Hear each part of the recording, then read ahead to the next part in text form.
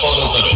अगर इसके अलावा कुछ और करने की कोशिश भी की तो तेरे टुकड़े टुकड़े करके ताश खड़ा दूंगा।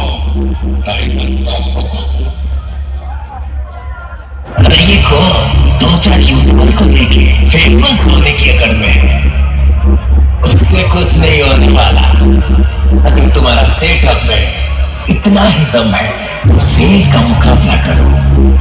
अगर बराबरी करना है तो शेर से भिड़ो। ये शेर का ओपन चैलेंज है।